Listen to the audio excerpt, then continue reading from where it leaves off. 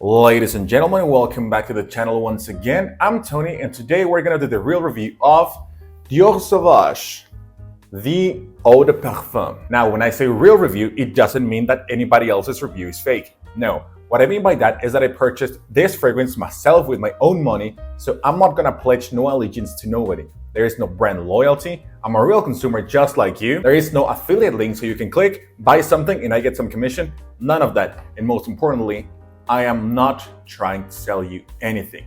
If I tell you that I like something, that means that I really like it. And if I tell you that I don't like something, that means I really don't like it. And yes, I am 100% ripping off Flossy Carter in that intro. I am in no way, and I repeat, I am in no way, shape, or form claiming that I am an expert or that I know more than anyone else in the fragrance community.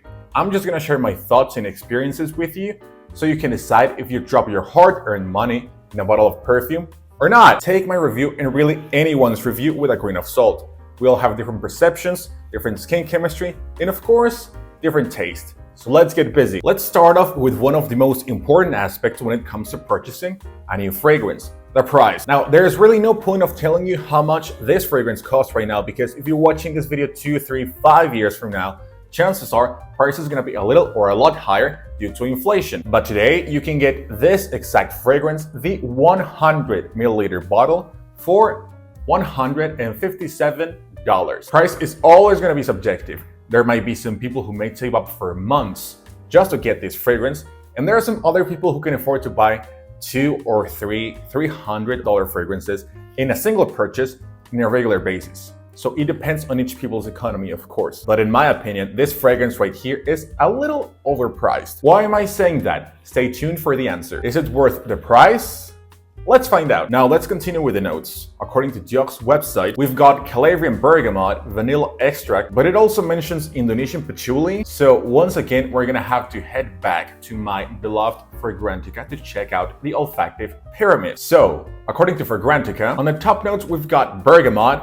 In the middle notes, we have Sichuan pepper, lavender, anise, and nutmeg. And finally, on the base notes, we have ambroxan and vanilla. Remember, this is the EDP concentration, Eau de Parfum. We have good quality notes in here. Some of them might be natural, some of them might be synthetic, but it doesn't matter. This scent DNA is a piece of history. We'll go through that towards the end of the video. Now, what do I smell in here? Remember, this is the part of the video that is kind of subjective, because what I'm about to tell you is my perception, and of course, it may vary from your perception. So what Dior did here was to successfully continue the legacy of one of the best selling fragrances of all time, the original Dior Sauvage Eau de Toilette. So when you first spray this, the bright and slightly bitter bergamot will punch your nose right away, along with the Sichuan pepper, making this very fresh, but yet this doesn't have the bergamot freshness as every other freshie on the market. And also this gives us this clean metallic property that of course now we're used to smell in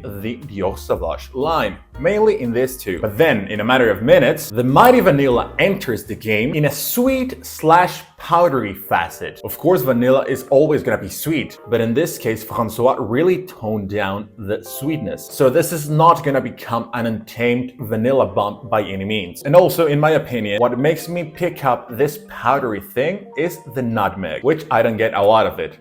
Not to say none. Now, regarding the lavender, I do get a touch of it mixed with the vanilla, but I gotta really pay attention to what I'm smelling to really pick it up. Then we complete the Sauvage DNA with the ambroxan, which gives us this synthetic and clean ambery touch. And the end result is a fragrance that is fresh, but also peppery, metallic, a little sweet, slightly powdery, and ambery at the same time. What a combination. Now, I just mentioned some of the notes to highlight some aspects of it. Not all the notes, of course, but that's not important because, as I just said, that's just my perception. Of course, you can sense different things, different facets when you smell it, because remember, each nose is a totally different world. Now, let's talk about a very important topic for a lot of people, the compliments. Now, if you've seen any of my previous fragrance reel review videos, you probably know at this point that I don't really care about the compliments. And it's kind of crazy because a lot of people buy fragrances with the sole purpose of hopefully feeling validated throughout other people's opinion. That's not my case. I'm one of those weird people that buy fragrances just to please myself, and that's it. If I get a compliment, great, much appreciated, but that's not something that I'm after. Now, with that being said, I have received a very good amount of compliments wearing this thing, mainly from ladies. What a surprise. Now performance. Let's talk about performance. But first, let me remind you something. Not all atomizers were created equal. Some of them are average, just getting the job done. You also got those crappy ones that basically the bottle of perfume just spits when you're applying it in your skin or clothing without the consistent burst of perfume. You also got the famous mist atomizer, which this is the case, but you gotta play with them. Each kind of atomizer is not gonna eject the same amount of perfume. But with this one, no complaints at all. Now the performance on Dior Sauvage Eau de Parfum for me is a little bit disappointing. I'm getting an average of 5 hours spraying this in both my skin and clothing. And I'm talking about 8 to 12 sprays in total. Now, using that amount of sprays, when you first apply this, the initial blast is huge. You'll be projecting 2 meters from you for about 10 minutes. Then you'll have it within your arm's reach for about an hour. Then you will have it within your personal bubble, let's say within your elbow's reach for another hour, or maybe hour and a half before it tones down until it becomes a skin scent. That unless you're kissing someone, people are not gonna notice that you're wearing perfume. But something very unusual happens to me when I use either the eau de parfum or the eau de toilette. After a certain period of time, I get nose blind, and it creates the illusion that the performance is just straight up trash. But making tests with these two over and over, I realized that the fragrance is still projecting even if I cannot notice it. And also remember, not all fragrances were created precisely with the purpose of being projecting like crazy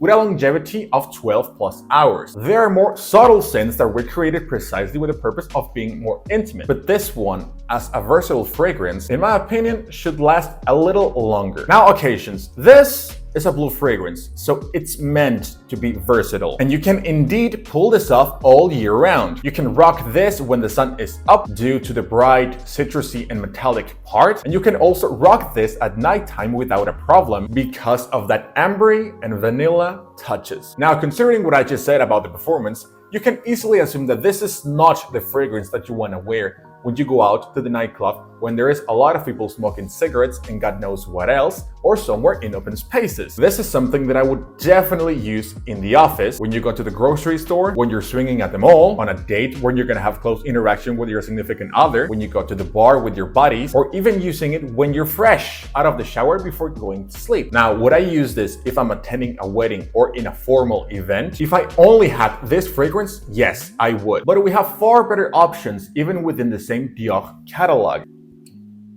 Oh, Jesus. Gender. Let's go with gender. I'm gonna make this real quick. This, for my nose, leans completely towards the masculine spectrum. And finally, age. I would recommend this if you're a teenager or even if you're Bilbo Baggins old, 131 years. If you're within that age, you're good to go. Rock this. As a teenager, you're definitely gonna smell good and sophisticated according to your age. And if you have more than a couple decades under your sleeve, you're gonna smell fresh and clean with a playful touch. So quality, good. Versatility, 7.5 out of 10. You're gonna need much more performance in the colder months. Performance, okay. Compliments, you bet. Now, personally speaking, this scent DNA does not blow me away and makes me say this is the best fragrance DNA ever created. No, but it sure as hell is a piece of history. And I'm mainly referencing these two because they smell pretty similar. I don't mention the Parfum because in my opinion, that one steps a little bit away from the original DNA of these two. The Elixir steps away even more, but this is something that I absolutely love. And the Eau Forte, well, definitely, that was not for me. Now again, do the eau de toilette and the eau de parfum smell similar? Yes. But do they deserve their own review each? Absolutely yes. Now, as I was saying, these two are a piece of history, whether if you like the Sauvage DNA or not, because Sauvage made all the brands realize that they need a blue fragrance in their arsenal, because blue fragrances are likely to be best sellers, and the designer brands could earn a disgusting amount of money if they had a blue fragrance. Definitely Bleu de Chanel, the original eau de toilette, started the trend, but for some reason Sauvage was the one to break the mold. And from there we got fragrances like Y by Yves Saint Laurent, Versace Dylan Bleu, the sadly discontinued L'Homme Idéal Sport by Guerlain, you name it. And blue fragrances still relevant to this day because they usually have a timeless scent profile. Now, am I a fan of the Dior Sauvage DNA? No. Not at all. The only fragrance from the Sauvage line that I truly adore But do I enjoy the eau de toilette and the eau de parfum? Yes, definitely it's not my favorite scent DNA, but I do enjoy them in a regular basis. I certainly don't like to get nose blind whenever I use this fragrance. And I also don't like the fact that this smells kind of synthetic for the price. That's why I consider it a little bit overpriced, but it doesn't mean that this is not a milestone in the modern perfumery. And remember, at the end of the day, do what you want with your fragrances. No one, and I mean absolutely no one, is entitled to tell you what to do. This is just my opinion as I stated in the very beginning of the video. Now, if this review was useful to you, I'd feel very glad, I'd feel very honored. But at the end of the day, do as you please. Thank you so much for watching this video. If you made it this far, I really hope you found this video useful. So, thank you so much. Tack så mycket. Merci beaucoup. Muito obrigado. Dankeschön. Muchas gracias. Spasiba. Kietos. Grazie mille. Arigatou gozaimasu. See you in the next video.